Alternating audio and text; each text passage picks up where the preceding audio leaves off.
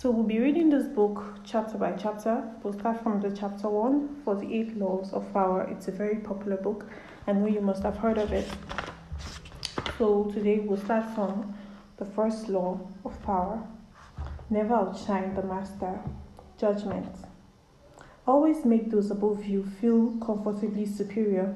In your desire to please and impress them, do not go too far in displaying your talents, or you might accomplish the opposite. Inspire fear and insecurity. Make your masters appear more brilliant than they are, and you will attain the heights of power. Keys to power. Everyone has insecurities. When you show yourself in the world and display your talents, you naturally stir up all kinds of resentment, envy, and other manifestations of insecurity. This is to be expected. You cannot spend your life worrying about the petty feelings of others. With those above you, however, you must take a different approach when it comes to power. Outshining the master is perhaps the worst mistake of all. Do not fool yourself into thinking that life has changed much since the days of Louis XIV and the Medicis. Those who attain high standing in life are like kings and queens. They want to feel secure in the position and superior to those around them in intelligence, wit, and charm.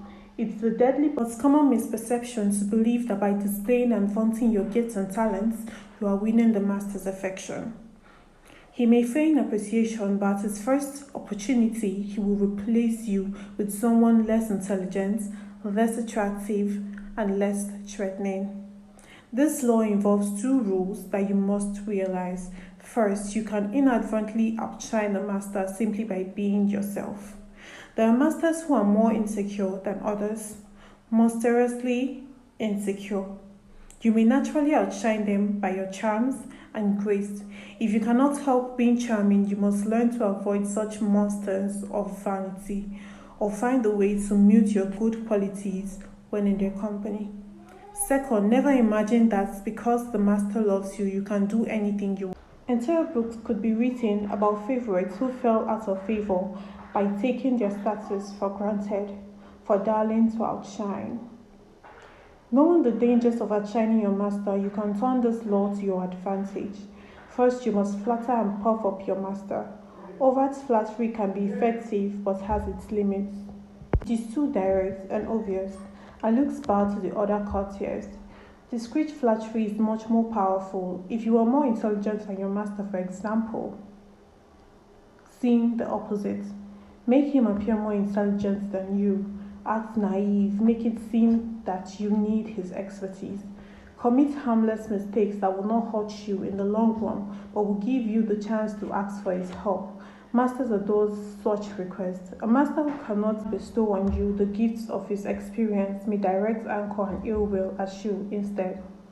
If your ideas are more creative than your master's, ascribe them to him in as public a manner as possible. Make it clear that your advice is merely an echo of his advice. If you are naturally more sociable and generous than your master, be careful not to be the cloud that blocks his radiance from others. He must appear as the sun around which everyone revolves, radiating power and brilliance, the center of attraction. In all of these cases, it is not a weakness to disguise your strength, if in the end they lead to power. By letting others outshine you, you remain in control instead of being a victim of their insecurity. This will all come in handy the day you decide to rise above your inferior status. If you can make your master shine even more in the eyes of others, then you are a God sent and you will be instantly promoted.